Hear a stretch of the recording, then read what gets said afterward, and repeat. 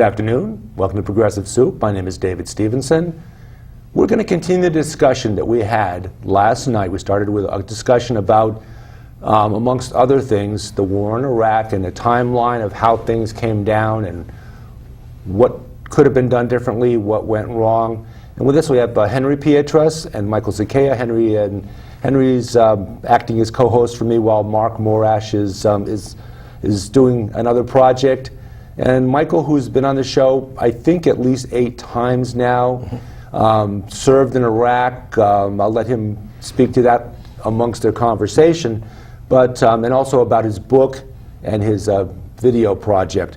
But I'm going to let them pick up the discussion and talk about the Iraq War, and then segue into a discussion of the Brookfield Democratic Town Committee and some great things about the Brookfield Democratic Town Committee going forward. Gentlemen? The first thing, Dave, I want to say is Happy New Year, and thank you for having me back. Thank you for supporting Progressive Soup by being our our benefactor on charter. I really like going there, and it's been good, and I'm looking forward to another year with Progressive Soup. But really good year in 2016. A number of documentary projects and a movie that came out that I advised on. The first one is a documentary called Thank You for Your Service. Thank you for your service. And that we won an award at the GI Film Festival for that. And that is Which film festival? The GI Film Festival. The GI Film Festival. In Washington. Okay, good.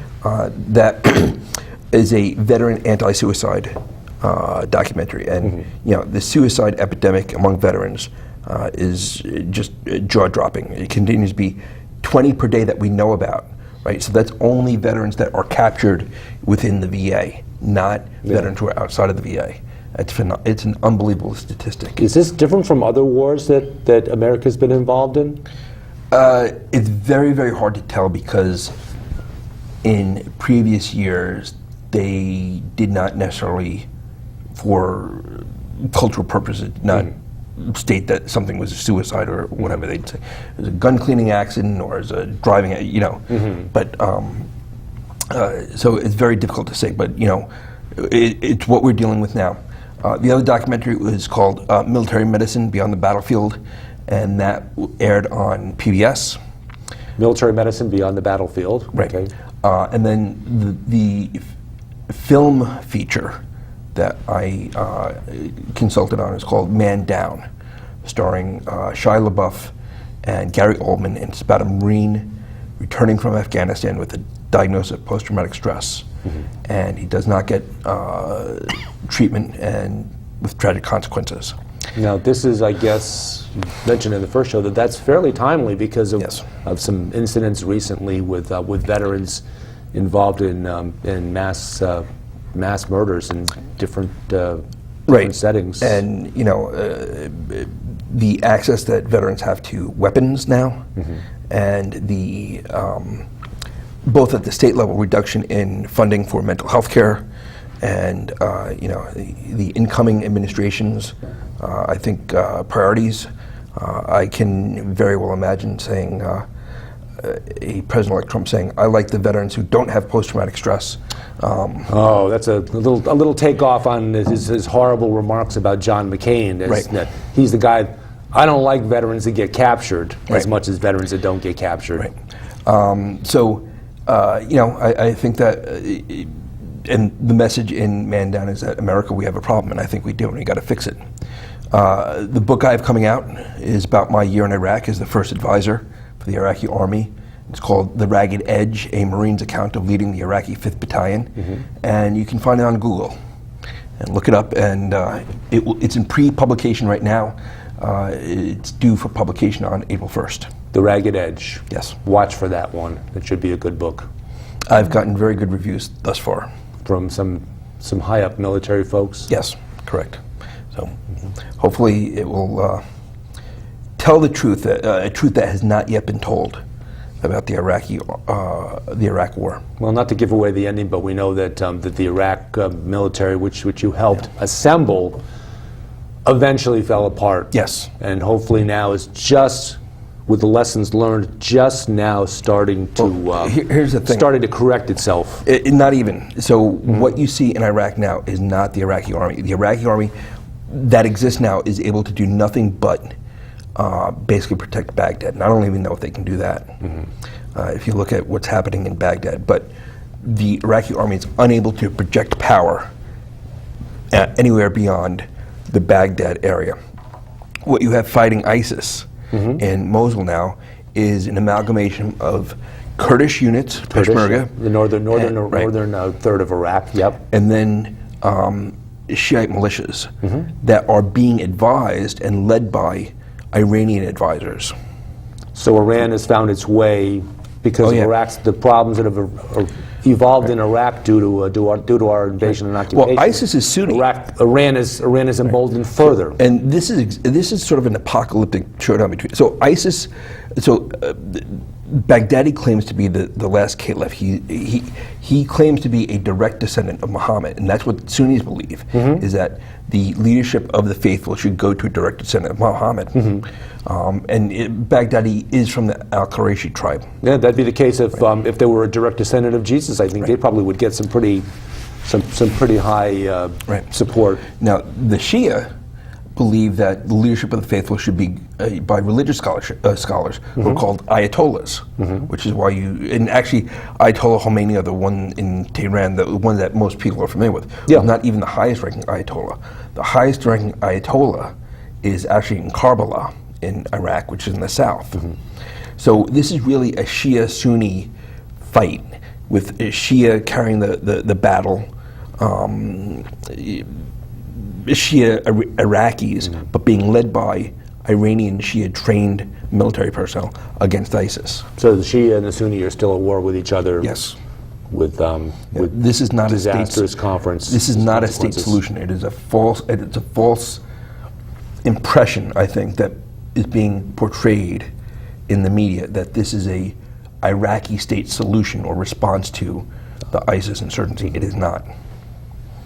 So it's a proxy war, one against the other, rather than one with the other attacking against ISIS. Right. The Iraqi army, the state Iraqi army, really is not doing anything. So all the training that we've invested into is for naught? Oh yeah. Yes, absolutely. Certainly tens, if not hundreds of billions of dollars have been wasted on building and training the Iraqi army.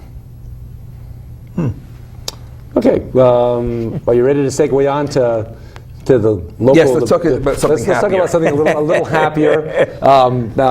Basically, in my experience with the Brookfield Democratic Town Committee, I know Joni Park and Ron Jaffe, and Joni Park and Ron Jaffe have a magnificent history, particularly in the field of civil rights, where Joni walked in marches with Dr. Martin Luther King Jr., and she and Ron Jaffe have some great bona fides or bona fides. I think our linguist, bona fides, he's our Latin expert. Great bona fides in the area as well as outside of Connecticut.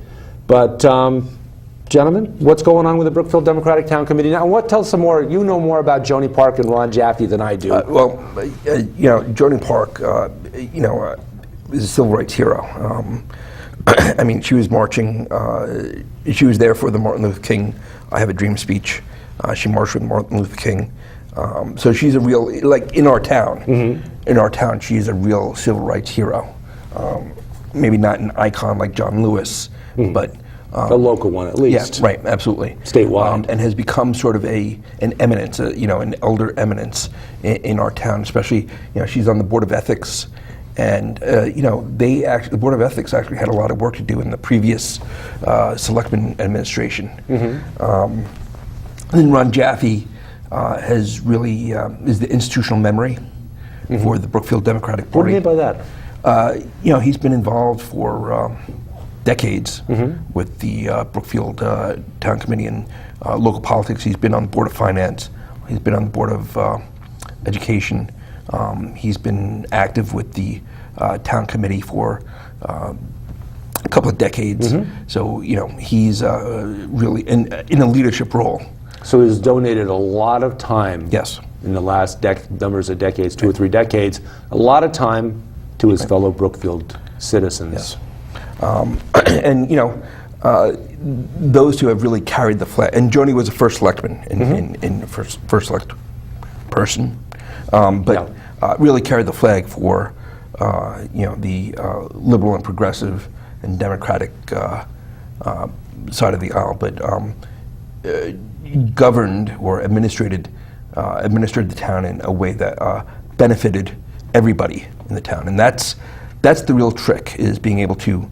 It's hard for any. It's hard, and that was the knock against both Clinton and Trump, is that Trump on his side of the problem basically tells a lot of folks that they're worthless.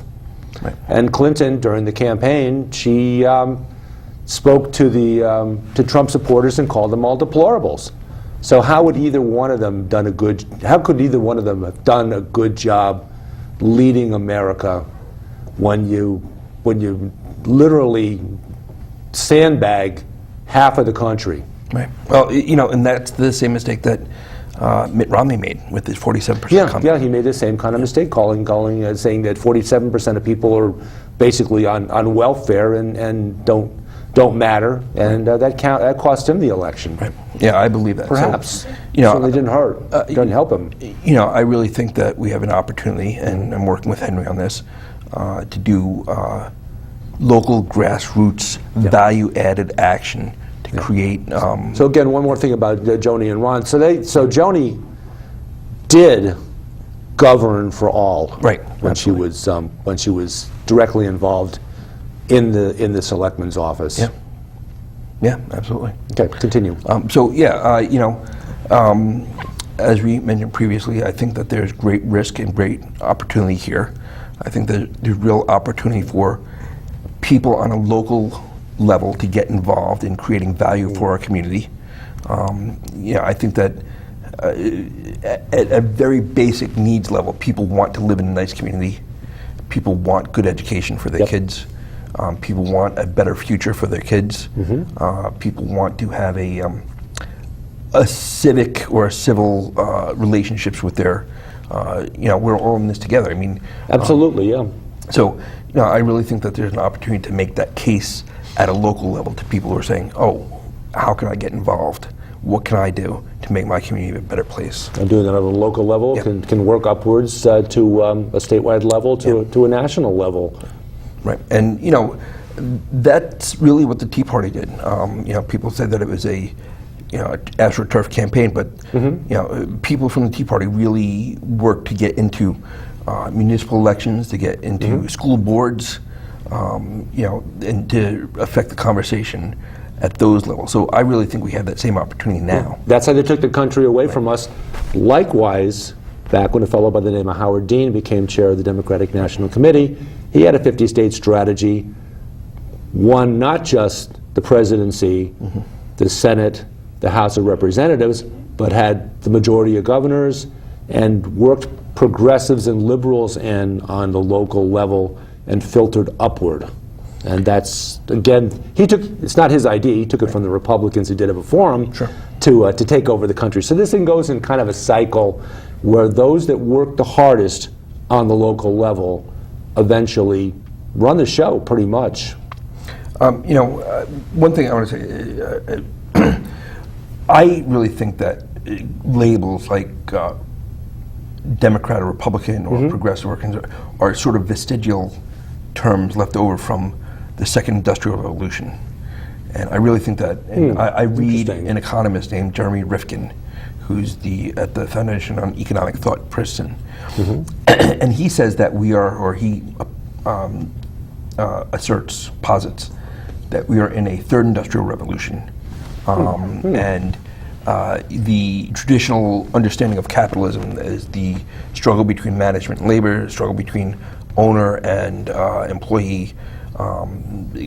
People who control capital is no longer is the central case in the 21st century. It's really about information and networks, and moving to a network economy, democratizing access to energy production, democratizing access to physical production through 3D printing, those kinds of things.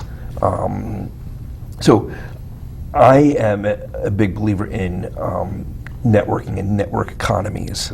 There's a technical term for it. It's called encephalus, a network or an encephalus organization. Not to be confused with encephalitis. Yes, right. Encephalus means a headless, basically. And when we're talking about grassroots action, that's really what we're talking about, is grassroots networks coming together to work to create value in the community. Okay. Henry, now we were all together on Saturday morning, as we are generally, Henry and I and some other folks at Panera Bread in Brookfield. Quick shout out to Panera Bread and letting us use a very large table there on Saturday mornings from 9 till 11, sometimes later than that, to discuss our feelings and our emotions and structural things that we can do moving forward to help locally, help statewide, help our country. And Henry has had a lot to say about these things also during these, so he's extremely knowledgeable about a lot of things, and I go to him for a lot of information, and he's very helpful. But continue. Well, I think that talking about grassroots action, I think that Henry is organizing some of those activities. We try. Yes. We try. Our base is the Brookfield Panera Bread. It's a regular meeting every Saturday morning from 9 to 11. And it's rain or shine, so we're always there. And we're going to be there for a long time. The idea is that we use that as a base to connect with other groups of people. I do subscribe to the idea of what Michael calls headless. There is an organization that's worldwide. It's called transitionnetwork.org, and they do work about building communities, but from the viewpoint of interested, passionate people trying to get something done for the community. That's counter to... So it's democracy with a small d. Yeah. Okay, go ahead. There's a whole bunch of information. Again, transitionnetwork.org, why, the purpose, economics, and so on. Really, really good stuff, and there's a manual. There's tutors available if we need to reach out. There's also another network within Connecticut that just got started. It's called Connecticut Sustainable CT. And the idea behind that is to drive some of these ideas from the viewpoint of towns.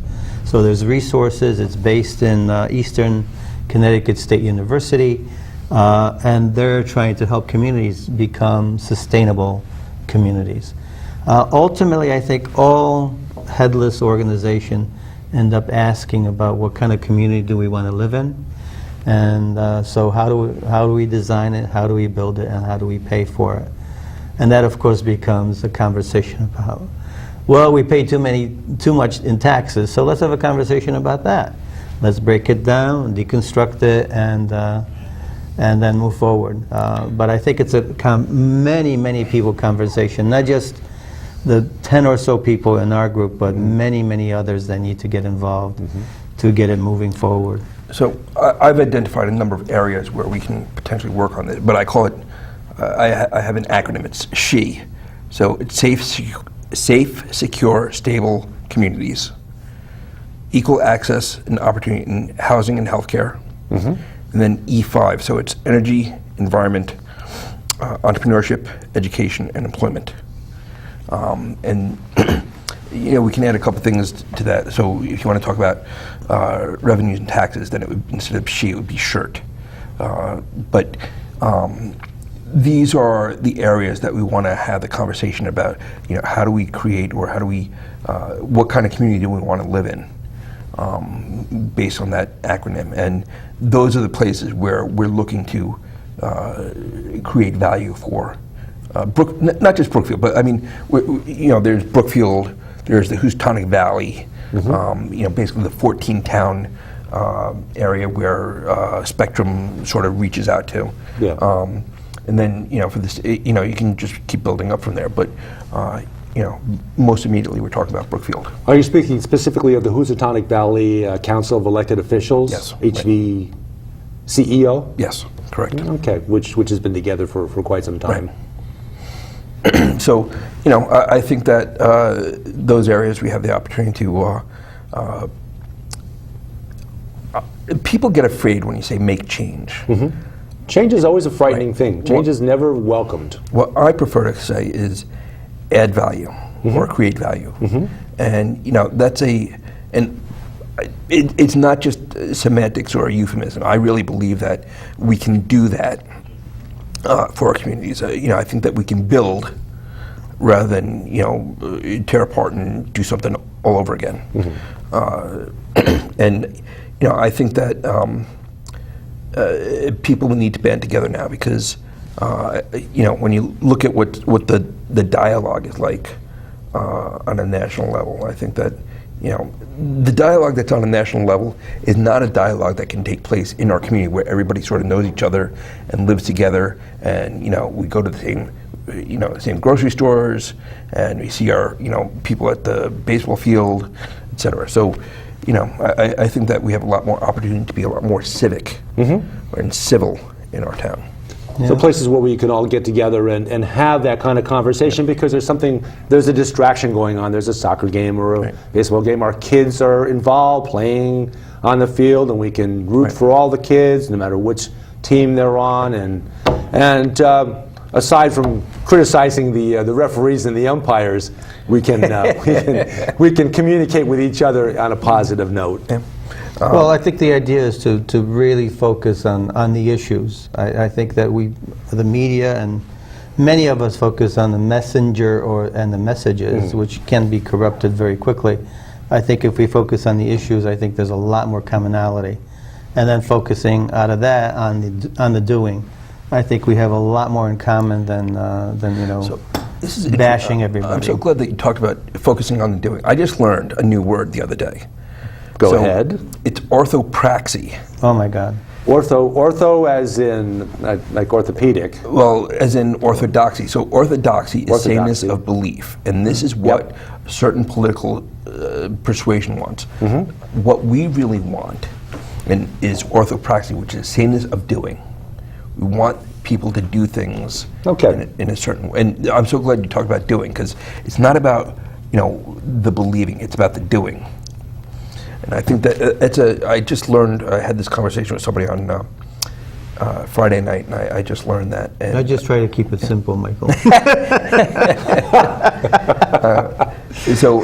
I had a speaking engagement on Saturday evening at the George Washington Leadership Forum, which is a political action committee being founded by a veteran who is conservative and is on Fox News, etc. But I really think that going back to principles, I really think that the principles that this country were founded on are progressive, and that the kind of action that we're talking about now, creating value in communities, is exactly how our country was founded, and what it really is what the founders envisioned for a free country. I think it's a balance between self-interest and common good. I think we work best when we're more or less in the middle. But unfortunately, in this day and age, we're mostly on the self-interest side. And I think that has to change. Our country was very, very committed to the common good and to the public commons. Look at during World War II, how many people stood up. Yep. Right. People gave of themselves. The wealthy gave of themselves. The poor. Everyone gave of themselves. You had folks that were fairly well off, come from fairly well off families, that still fought or at least participated in some manner in defending America and helping out our European neighbors. That's exactly when America was great. I can give you an example. Unfortunately, in a war where tens of millions of people were killed, but yeah, you're right. So I can give you an example. The very first law passed by the Continental Congress included a disability pension for veterans who were severely injured in combat, and for widows and orphans of soldiers killed. Even in the first law passed by the Continental Congress, they included a social welfare or public good program. So, they've always contemplated, a government that had a social safety net for its citizens. Yeah, and you had mentioned that during World War II, early on in World War II, they passed laws to look at what we're going to do for our veterans right. after the war is over, and that led to the GI Bill. Is what we're speaking about. Yeah. And so after the war, that was right into place, and GIs had educational opportunities, had good quality health care, because they had been through, as you well know, the things that people go through when they're in combat, and then making that transition back from combat back to civilian life. It's never easy and never has been. Right. And that is, and we talk about this in the documentary, Thank You for Your Service, that World War II, after World War II, they got it right. They got veterans issues right. Yep. We, in this generation, we lost that lesson. We're making up for lost ground, but it wasn't until 2008 that they started to make these, pass these laws and make these changes. And again, going back to your question, why didn't anybody plan for this? Because they didn't. No lessons learned, unfortunately. Lessons lost, I think. Yeah. Because they did do this during World War II. They anticipated it. Not just World War II, they did it in the Civil War. The Grand Army of the Republic, which is a veterans organization of both Confederate and Republican and Confederate Union soldiers. By 1900, 1/3 of the federal budget went to veterans benefits. Wow. So, we have forgotten this lesson. Okay, we're going to break away in a few seconds, about a minute, but I want to, before we leave, mention again, and a great thank you to Henry Pietras and Michael Zacchea. Gentlemen, continue the conversation as we fade out. Thank you. Continue. Thank you. So, well, that's what, We forgot to mention that Michael is chairman of the Brookfield DTC now. You got voted. Kudos. Oh, yes, I am Yes. chairman. So, Kudos. yeah. Well, You'll do great things there, thank you. I just want to do a good along job. with